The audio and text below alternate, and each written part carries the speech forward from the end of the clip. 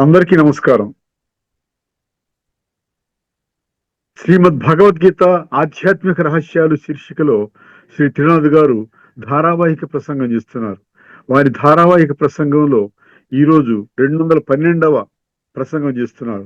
శ్రీ త్రినాథ్ గారికి స్వాగతం. శ్రీమద్ భగవద్గీత ఆధ్యాత్మిక రహస్యాలు ఈ యొక్క కార్యక్రమాన్ని తిలకిస్తున్నటువంటి భగవంతుని ప్రేమికులు, ముఖ్యంగా గీతా ప్రేమికులు, సత్యాన్ని ప్రేమించేవారు, అదేవిధంగా ధర్మాధర్మ విచక్షణ అర్థం చేసుకునే వారందరికీ కూడా, సోదర సోదరులందరికీ కూడా హార్దిక స్వాగతం, సుస్వాగతం, నమస్సుమాంజలి. ముందు మాటగా మనం ఒక ముఖ్యమైనటువంటి సబ్జెక్ట్ తీసుకున్నాం.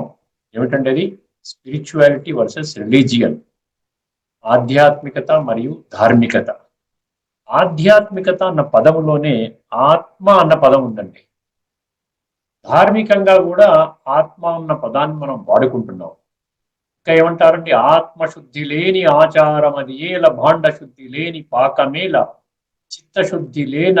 చిత్తశుద్ధి లేని శివ పూజలేలరా, విశ్వదాభిరామ వినురవేమ అని ఆ యోగి వేమన్న పద్యం కూడా అందరికీ తెలుసునండి.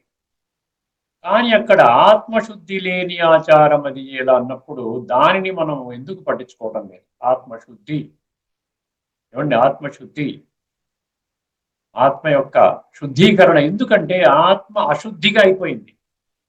అందువలనే యోగి వేమన గారు ఆ విధంగా రాయడం జరిగింది. ఆత్మ ఎందుకు అశుద్ధంగా జరిగింది? జన్మ జన్మలుగా మనము ఎప్పుడైతే ఈ యొక్క దేహ భ్రాంతి అనేది అరకల్పము తర్వాత ప్రారంభమైంది, ద్వాపర యుగం నుండి ప్రారంభమైంది.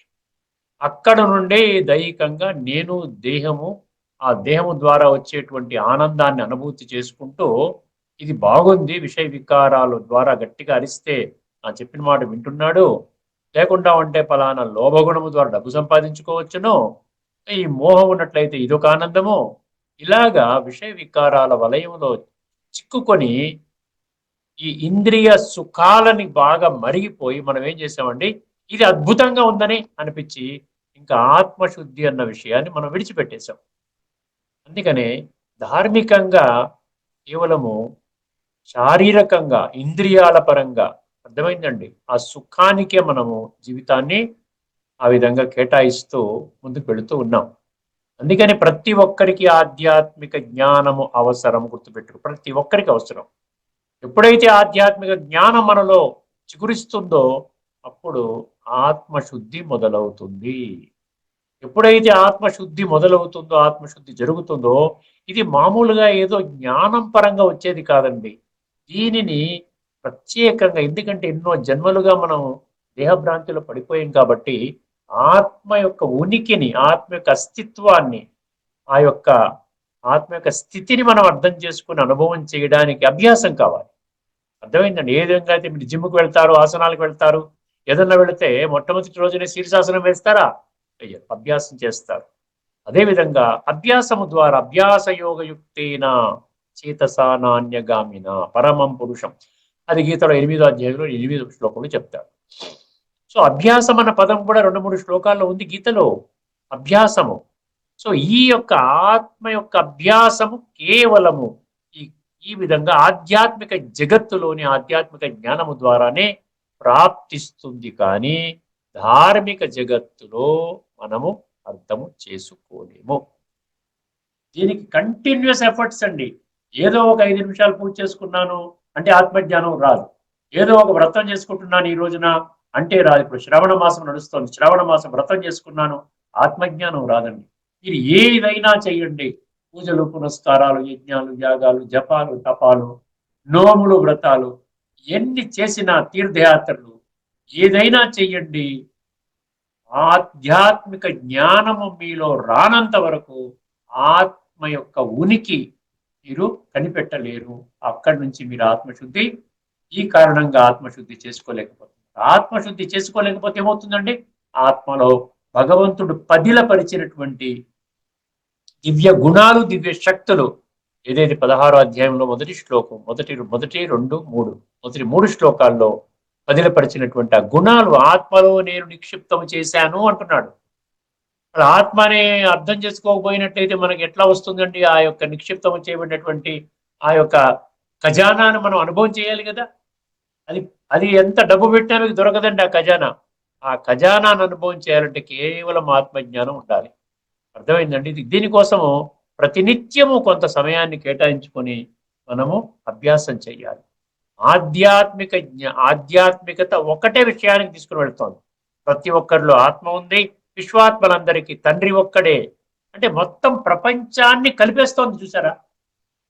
వసుదైవ కుటుంబం అంటే ఇక్కడి నుంచే పుట్టిందండి. సర్వమానవ సౌభ్రాతృత్వం ఇక్కడి నుంచే పుట్టింది. సర్వే జన సుఖినో భవంతు, లోకా సమస్త సుఖినో భవంతు అని ధార్మికంగా మనం భలే అంటున్నాం. ఈ పదాల పట్ల విశ్వాసం ఉంది. కానీ మనం విడిపోతున్నాం. కులము, మతము, జాతి, రంగు, రూపు, వర్ణము, వర్గము, స్త్రీ, పురుష, అర్థమైన భాష, దేశము, ఈ విధంగా జాతి, ఇలా విడిపోతూ ఉన్నాం. మరి ఏ విధంగా సర్వే జన సుఖినో భవంతు అవుతుంది ఎప్పుడైనా ఆలోచించారా? ఇది ఏకైక కారణం అంధవిశ్వాసం. గుర్తుపెట్టు. భగవంతుడు బుద్ధి నేత్రాన్ని 84 లక్షల జీవరాశులలో కేవలం మనిషికి మాత్రమే ఇవ్వడం జరిగింది. ఈ విషయాన్ని విస్మరించకూడదు.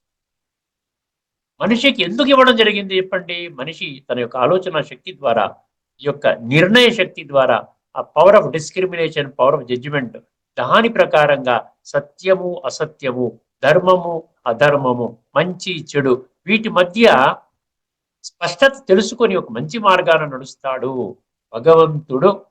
అర్థమైందండి. మంచి మార్గాన్ని నడిపించేవాడే కానీ చెడు మార్గంలోకి తీసుకువెళ్ళడము కానీ చెడు మార్గంలో నడిచే వాళ్ళ యొక్క కార్యక్రమాలని, వారి కర్మలను సమర్థించడం కానీ ఎట్టి పరిస్థితుల్లో కూడా జరగదండి. ఆ విధంగా భావించడము అదొక మూర్ఖత్వము అని మనం భావించవచ్చు. అర్థమైందండి. అందుకని ఆధ్యాత్మికత మనం ఎప్పుడు కూడా ఏం చేస్తుందంటే రకమైనటువంటి సంతుష్టతనిస్తుంది. ఎందువలన సంతుష్టతనిస్తుంది చెప్పండి? నిండుగా ఉంటాడు. ఆధ్యాత్మికంగా వాడు ఎదిగిన వాడు నిండుగా ఉంటాడు. అంటే ప్రపంచంలో ఎంత డబ్బు ధన రాసులు పోసినా కొనలేనటువంటి ఆ యొక్క సంపద వీడిలో ఉంది అన్నటువంటి భావన, కంటెంట్మెంట్ అంటారు దీన్ని ఇంగ్లీష్ లో. అర్థమైందండి. సంతుష్టత, సంతృప్తి అంటారు. అది మీరు ఎంత భౌతికంగా ధార్మికంగా ఎంత మీరు సంపాదించుకున్నా ఇంకా పొందాలి ఇంకా పొందాలి అంటే ఆ సంతుష్టత, నిండుదనం అనేది ఫీలింగ్లోకి రారండి. అందుకని ఈ రోజున ధనవంతులు కూడా బాగా కోటాను కోట్లతో ఉన్నటువంటి వాళ్ళు, పెద్ద పెద్ద బంగళాల్లో ఉన్నటువంటి వాళ్ళు కూడా సదాకాలికంగా ఆనందాన్ని, సుఖాన్ని ఆ విధంగా అనుభవం చేయటం లేదు. అక్కడక్కడ దుఃఖం కూడా వాళ్ళలో రావడానికి కారణం ఏంటంటే ఇది. ఇప్పుడు ఎక్కడ దొరుకుతుంది మనకి ఆధ్యాత్మికత, ధార్మికత ఎక్కడ దొరుకుతుంది? కంటెంట్మెంట్ అన్నప్పుడు కంటెంట్ గురించి ఎక్కడ దొరుకుతుంది? ఎందుకంటే అజ్ఞాన కారణమున బుద్ధినేత్రాన్ని తెరుచుకోకపోవడం వలన ఆధ్యాత్మిక జ్ఞానము భగవద్గీతలో సంపూర్ణంగా లభిస్తున్నప్పటికీ కూడా మనము అర్థమైందండి. భగవద్గీతని సర్వశాస్త్రమయి శిరోమణి అని అన్నారు. సర్వశాస్త్రాలకి మకుటాయమయమైనటువంటి జ్ఞానము అందులో ఉంది. సర్వశాస్త్రాలకి తల్లి లాంటి శాస్త్రం అని అనుకుంటున్నాము. ఆ విషయాన్ని ఎవరు కూడా చెప్పడం లేదు, హైలైట్ చేయటం లేదండి. ఒక బ్రహ్మకుమారి సంస్థ నుంచి వాళ్ళ దగ్గరే మీకు అర్థమవుతుంది. ఈ పదాలన్నీ వాడతారు. అర్థమైందండి. సర్వశాస్త్రమై శిరోమణి మీరు గూగుల్లో కొట్టండి, చాట్‌జీపీటీలో కొట్టండి, what is the scripture which is described as సర్వశాస్త్రమై శిరోమణి, భగవద్గీతను వస్తుంది. అర్థమైందండి. ఇది తెలియలేకపోవడం వల్ల మనం ఏం చేస్తున్నాము? ఈ ధార్మిక శాస్త్రాలలో గీత కూడా ఒక శాస్త్రముగా భావించుకొని కేవలము ఆ శాస్త్రాలనే నా కంటెంట్, ఆ శాస్త్రాల్లో ప్రవచనకారులు చెప్పినటువంటి విషయాన్ని, అదేవిధంగా గ్రంథాలలో వ్రాసుకున్న విషయాల్ని, దీని ద్వారా నేను స్వర్గానికి వెళతాను, దీని ద్వారా నాకు పరమాత్మ దొరుకుతాడు అని చెప్పేసి ఒక కంక్లూజన్కి మనం వచ్చేసి ఏం చేస్తున్నాం? అదే ప్రయాణములో జీవనాన్ని కొనసాగిస్తూ ఇప్పటి వరకు సాగించాం. అర్థమైందండి. అందుకనే భగవంతుడు చేసే కర్తవ్యం మనకు అర్థమవుతుందా? గుప్తంగా వచ్చి తను పని చేసుకుని వెళ్ళిపోతాడు. అర్థమైంది. నీ లోపల కనిపెట్టుకున్న వాళ్ళు కనిపెట్టుకుంటారు, బుద్ధినేత్రం పదులుగా ఉన్నవాళ్ళు. అందుకనే ధృతి అంటాడు. ధృతి అంటే దృఢ నిశ్చయము. అర్థమే. కొన్ని కొన్ని పనులు మనం కాంట్రాక్ట్ సంపాదించుకోవాలంటే ఎంత ధృతిగా పనిచేస్తామండి. ఒక వాడితో చెప్పించుకుంటా, వీడితో చెప్పించుకుంటా, ఏమేమి రకరకాల ఉపాయాలన్నీ పెట్టుకుని ఈ పలానా 500 రూపాయల పలానా బ్రిడ్జ్ కాంట్రాక్ట్ నాకే దక్కాలి, లేదా ఫలానా పోస్ట్ నాకే రావాలి. ఎంత ప్రయత్నం చేస్తామండి, మళ్ళీ అటువంటి ప్రయత్నం ఆధ్యాత్మిక జగత్తులో ఎందుకు చేయటం లేదు? ధార్మికత ఆ శక్తి మనకి ఇవ్వటం లేదు. ఎందుకంటే ఆ కంటెంట్ అనేది ఓన్లీ శాస్త్ర జ్ఞానము, అది కూడా కేవలము ఆ శాస్త్ర విద్వాంసులు ఎవరైతే ఉన్నారో, పండితులు ఎవరైతే ఉన్నారో, విశిష్టమైనటువంటి ప్రవచనాల ద్వారా వారు చెప్తున్న విషయాలు వినడమే మన జీవిత లక్ష్యంగా పెట్టుకున్నాం. కానీ అక్కడెక్కడైనా ఆత్మ గురించి, ఆత్మ యొక్క పరిశుద్ధత గురించి, ఆత్మలో జన్మ జన్మలుగా మనుషులు చేస్తున్నటువంటి నీచ నికృష్ట భ్రష్ట పాప దుష్ట కర్మల ఫలితముగా ఆత్మలో నిక్షిప్తము కాబడిన తమో ప్రధాన సంస్కారాలని సాత్వికంగా మార్చుకునే విధానం ఎక్కడైనా చెప్తున్నారా? అది ధార్మిక జగత్తులో ఎక్కడ చేసినా కూడా మనకి దొరకదని. అందుకని అంటారు చూసారా, భక్తికి ఫలితము జ్ఞానము అంటారు. అంటే ధార్మికం మనకి భక్తి మార్గంలోకి తీసుకుని వెళుతోంది. భక్తి నుండి ఏమి సత్యమైన భక్తి, ఆ భక్తి కూడా సత్యమైన భక్తి చేయటం లేదు, దాన్ని కూడా డైల్యూట్ అయిపోయింది. భక్తి కూడా తమో ప్రధానంగా అయిపోయింది ఈ రోజున. అనకూడదు కానీ అంటే భక్తి కూడా తమో ప్రధానం అయిపోయింది. ఏంటంటే భక్తి, సత్యమైన భక్తి మీరు నిజంగా అర్థం చేసుకోవాలి.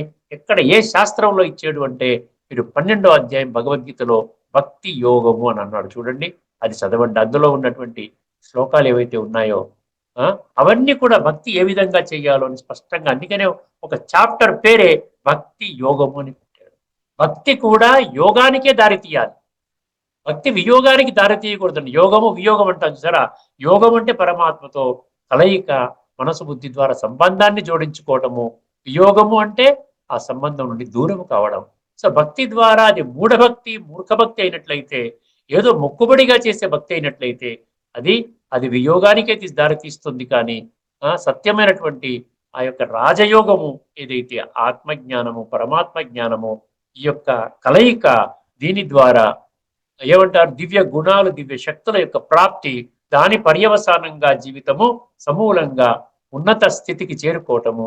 ఇదే ఈ జన్మనే కాకుండా రాబోయేటువంటి అనేక జన్మలు మనకి చక్కటి జీవితాన్ని ప్రసాదించేటువంటి స్వర్గ వారసత్వం అంటాడు భగవంతుడు.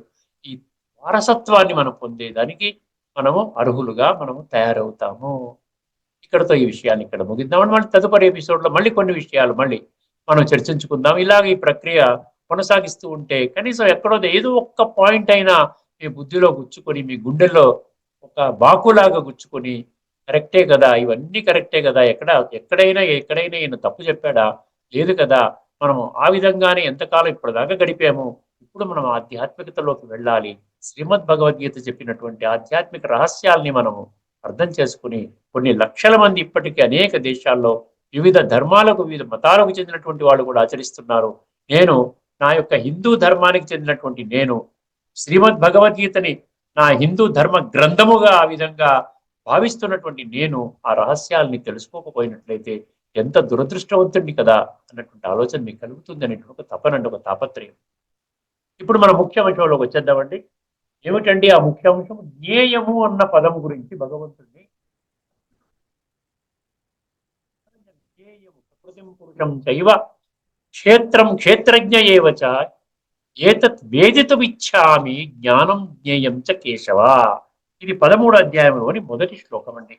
దీనిలో ఆఖరి విషయం ఏముందంటే జ్ఞేయము. జ్ఞేయం గురించి ఎంత అద్భుతంగా చెప్తున్నాడండి భగవంతుడు. నన్ను ఏమి చేయమంటావు, ఇప్పుడు నన్ను కన్ఫ్యూజన్లో పెట్టుతున్నావు నాయన, ఇప్పుడు ఏం చేయమంటావు, చిట్ట చివరికి నన్ను ఎలాగా ముందుకు వెళ్ళమంటావు అంటే దానికి ఆ జ్ఞేయం గురించి చెప్పడం అంటే అది భగవంతుడు మనకి ఎక్కడి నుంచి చెప్తున్నాడు అంటే 12వ శ్లోకం నుంచి చెప్తున్నాడు. 12వ శ్లోకం నుంచి మనకి జ్ఞేయం అన్న విషయం వస్తోంది. 12 చెప్పుకున్నాం, 13 చెప్పుకున్నాం, 14 చెప్పుకున్నాం, 15 చెప్పుకున్నాం, 16 కూడా చెప్పుకున్నాం. 16 చాలా ముఖ్యమైన విషయం అండి. భగవంతుడి గురించి ధార్మికంగా కూడా మనకి ఏం చెప్తారంటే భగవంతుడు 3 కర్తవ్యాలు చేస్తాడు. సృష్టి స్థితి లయకారకుడు అంటారు. అర్థమైందండి? Generator, operator, destructor or destroyer. అర్థమైంది? G O D God. గాడ్ ఒక్కరే ఈ పని చేస్తారు.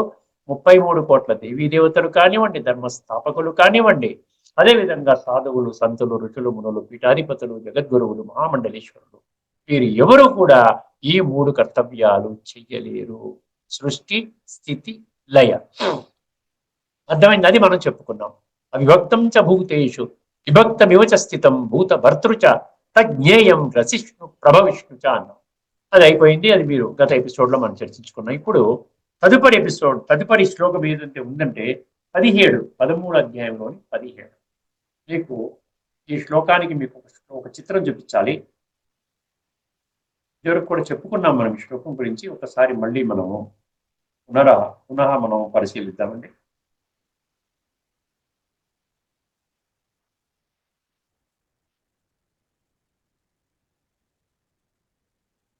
వస్తుంది కొంచెం.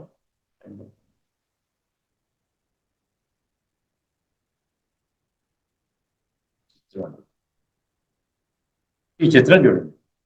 దీని మీద అంటే ఈ శ్లోకము 13వ అధ్యాయంలోని 17వ శ్లోకము ఆధారంగా తయారైన చిత్రం అండి.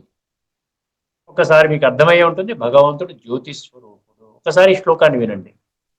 జ్యోతిషామపి తజ్జ్యోతి తమసః పరముచ్యతే జ్ఞానం జ్ఞేయం జ్ఞానగమ్యం హృది సర్వస్య విష్టితం. ఇది శ్లోకం అండి. ఇప్పుడు ఒక్కసారి పదవిచ్ఛేదన చేస్తే మనకి స్పష్టత అర్థమవుతుందని తత్వం అర్థం చేసుకోవాలి. గుర్తుపెట్టుకోండి. ఏదైనా మీరు ఏ శాస్త్రమైనా తీసుకోండి, తత్వము అంటే నా కొరకు, తత్వము కాకుండా తత్వరహితము అంటే ఇతరుల సక్సెస్ స్టోరీస్ మనం వింటాం.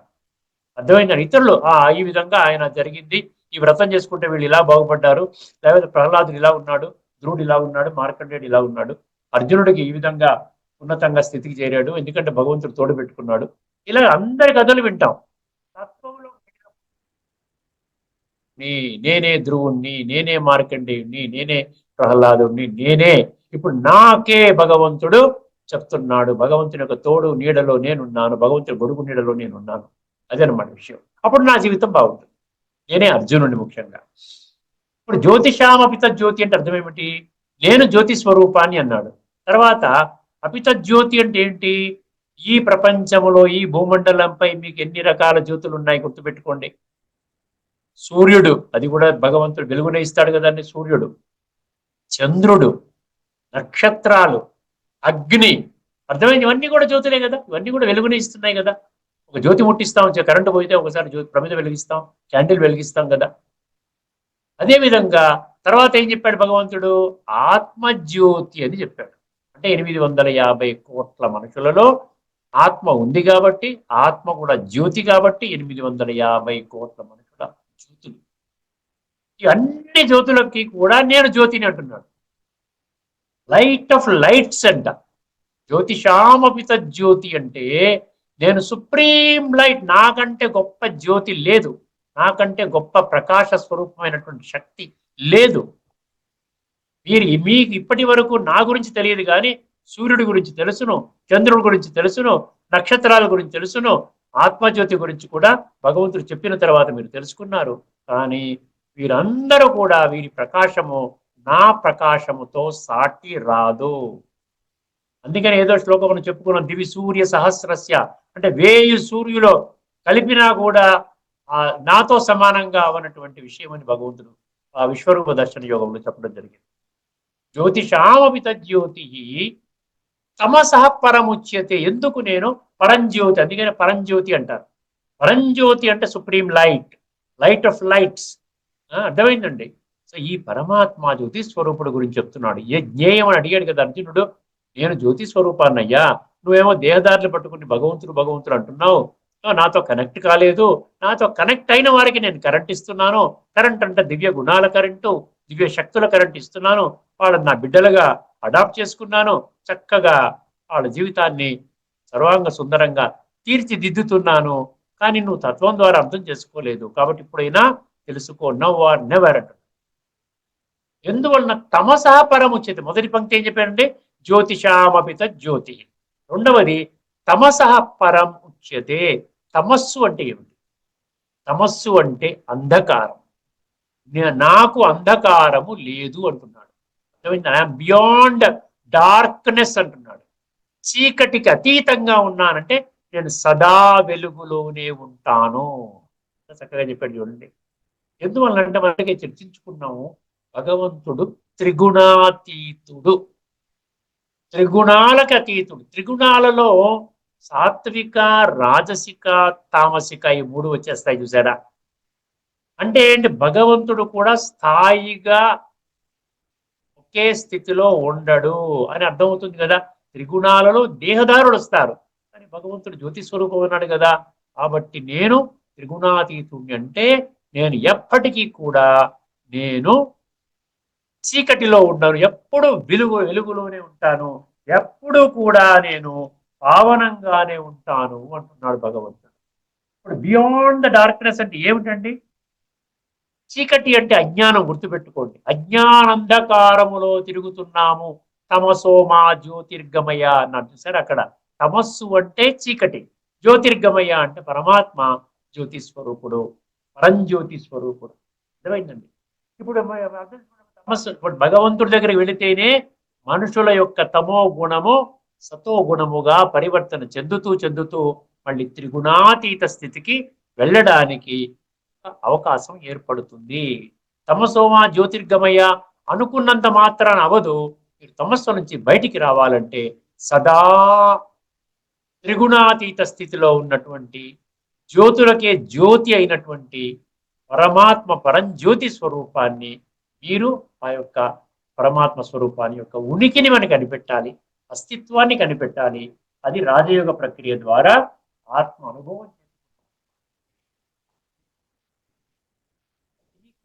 ఉంటూ నేను పరంజ్యోతి స్వరూపాన్ని అనుభూతి చెయ్యలేను. అర్థం చేసుకో. తమసహ పరం అంటే అర్థమైంది కదండి. నేను చీకటిలో ఉన్న, చీకటి అంటే అజ్ఞానం, అజ్ఞానం అంటే ఈ యొక్క దేహభ్రాంతి, దేహభ్రాంతి అంటే ఇంద్రియ సుఖాలకి మరిగిపోయి విషయ వికారాల వలయంలో కూరుకుపోయి ఆత్మని ఇంకా పాడు చేసుకోవడం అనమాట. అర్థమైందండి? అటువంటి పాడు చేసుకునే గుణం పరమాత్మకే ఉంటే మనవులు బాగు చేస్తారు. అందుకని నాకు తమస్సు లేదు అన్నాడు. అర్థమైంది? రెండు. మూడో పంక్తి, జ్యోతిషామపి తజ్జ్యోతి తమసా పరముచ్యతే. మూడో పంక్తి చాలా ముఖ్యమండి, చాలా తీక్షణంగా శ్రద్ధ పెట్టి వినండి. జ్ఞానం జ్ఞేయం జ్ఞాన గమ్యం అన్నాడు భగవంతుడు. చూశారు ఎంత చక్కగా చెప్తున్నాడు. జ్ఞానము అంటే ఏంటి? ఆధ్యాత్మిక జ్ఞానము, సృష్టి యొక్క ఆది మధ్యాంతాల జ్ఞానము, కాలచక్ర జ్ఞానము, ఆత్మ జ్ఞానము, ఆత్మల యొక్క తండ్రి అయిన పరమాత్మ యొక్క జ్ఞానము. ఇంత ఉందన్నమాట జ్ఞానం అన్న 3 అక్షరాల పదములో. అందుకనే భగవంతుడు ఏమంటున్నాడు? నేనే జ్ఞానాన్ని. అర్థమైందండి? నన్ను తెలుసుకుంటే మీకు జ్ఞానం దొరుకుతుంది. నన్ను తెలుసుకోకుండా నా యొక్క ఉనికిని కనిపెట్టడానికి ఎటువంటి ప్రయత్నము చేయకుండా మీరు ఆధ్యాత్మిక జ్ఞానాన్ని పొందలేరు. భగవాన్ వాచ.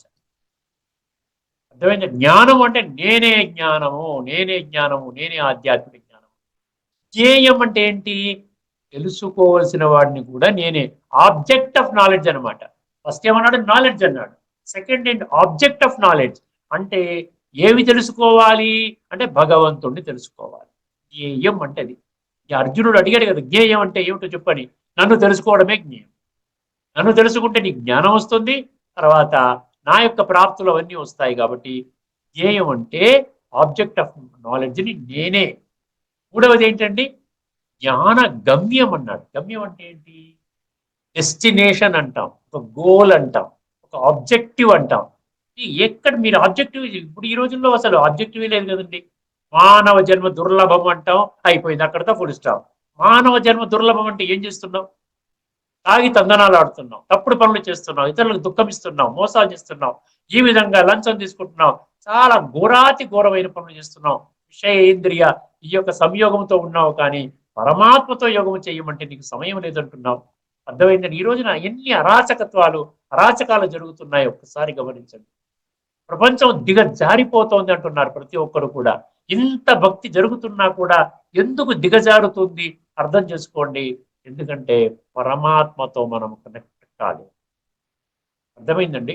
అందుకనే భగవంతుడు ఏమంటే నీకు ఒక లక్ష్యము, నీకు ఒక గమ్యం అంటూ లేదు, ఒక గోల్ లేదు, ఒక ఎయిమ్ ఆబ్జెక్టివ్ లేదు. కేవలం వండుకోవటం, తినడం, త్రాగడం, నలుగురితో మాట్లాడుకోవటం, టీవీలు సినిమాలు చూసుకోవటం, మళ్ళీ హాయిగా పడుకోవటం, మళ్ళీ 24 గంటల తర్వాత ఒక రోజు మన యొక్క ఆయుష్లో ఒక రోజు కట్ అవుతుంది, తర్వాత రెండో రోజు ఇలాగ మన ఆయుష్ తగ్గిపోతూ ఆ విధంగానే ఏమీ తెలుసుకోకుండానే అజ్ఞానంలోనే శరీరాన్ని చాలించే దుస్థితిలో ఈ రోజున సగటు మానవుడు ఉన్నాడు. అందుకనే ఈ విషయాలన్నీ తీక్షణంగా చెప్తున్నాడు. అర్థమైంది? జ్ఞానం జ్ఞేయం జ్ఞాన గమ్యం. నీ గమ్యము నీకు అర్థం కావాలి అంటే ముందు నన్ను తెలుసుకోవాలి. నేను జ్ఞాన సాగరుణ్ణి. ఇంగ్లీష్లో ఓమ్నీజియంట్ అంటారు, అంటే అన్నీ తెలిసినటువంటి వాడిని. భగవద్గీతలో ఏం చెప్పాడంటే అన్నీ తెలిసిన వాడని.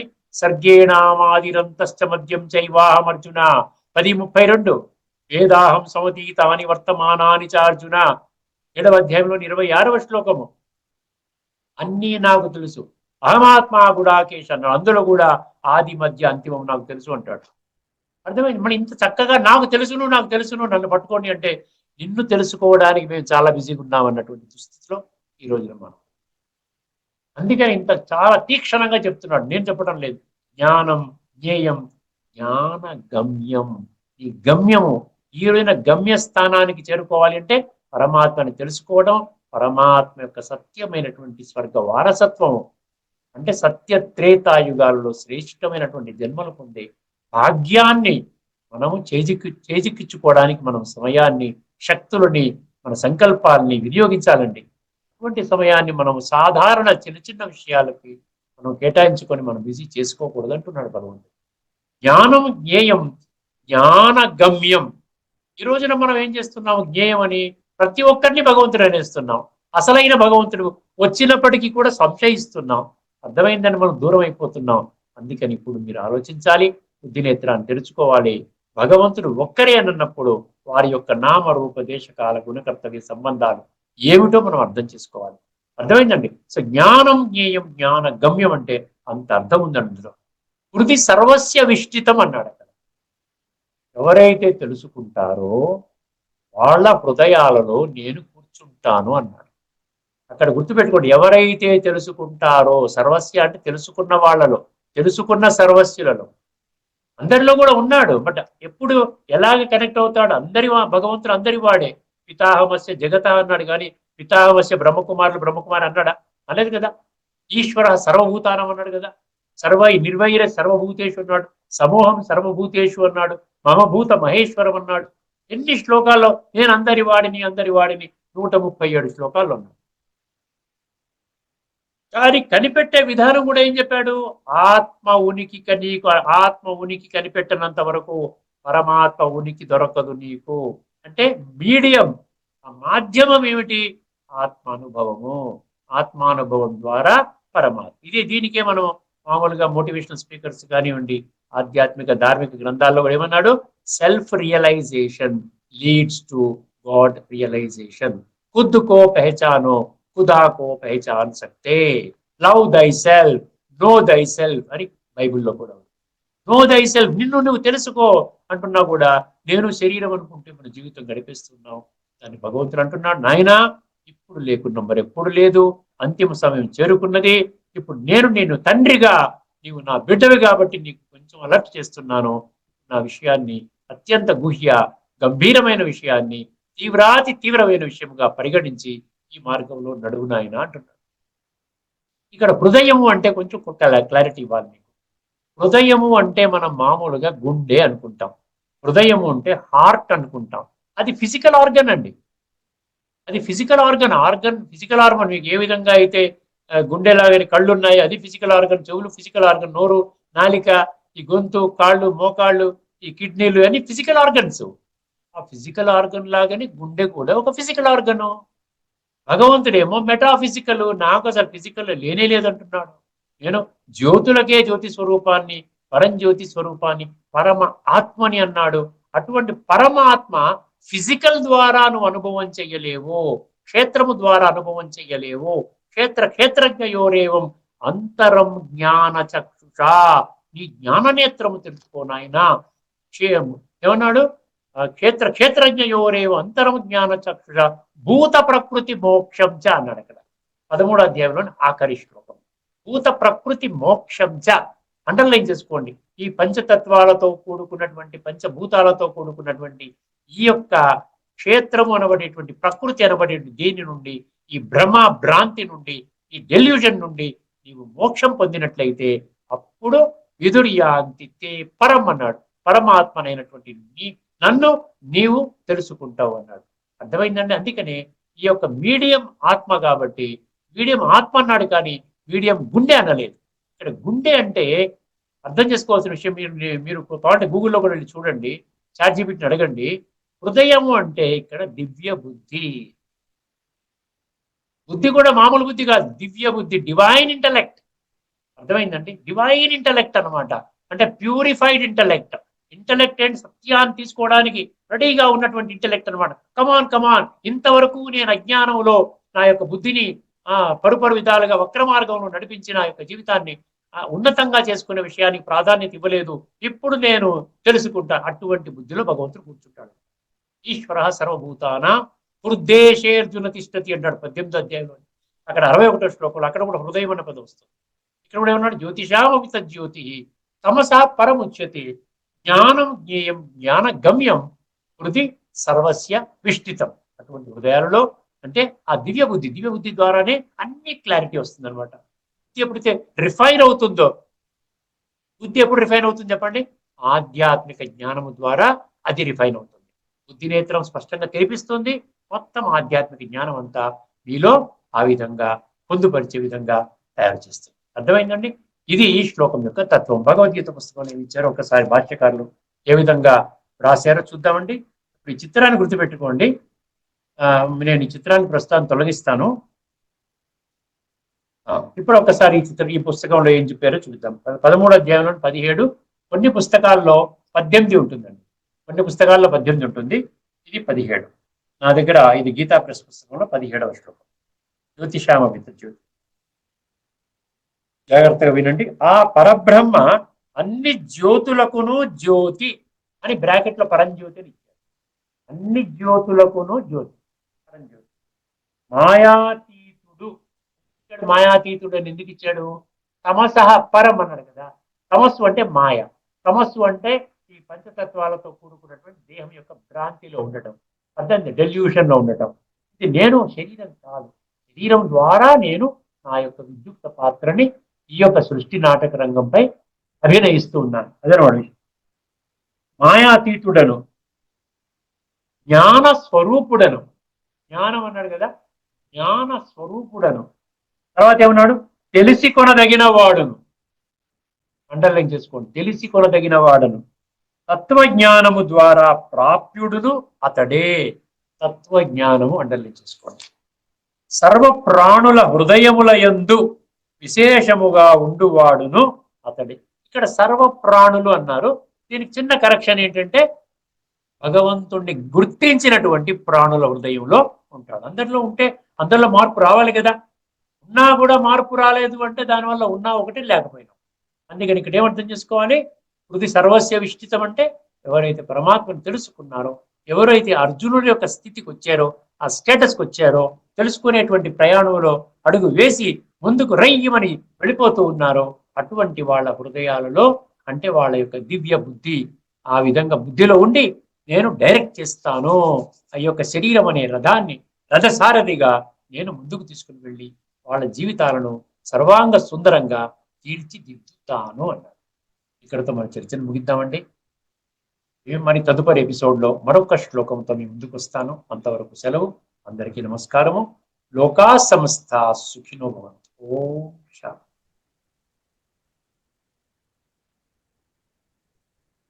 శ్రీమద్ భగవద్గీత ఆధ్యాత్మిక రహస్యాల తత్వాన్ని సవివరంగా విశ్లేషించారు శ్రీ త్రినాథ్ గారు. వారికి ధన్యవాదాలు.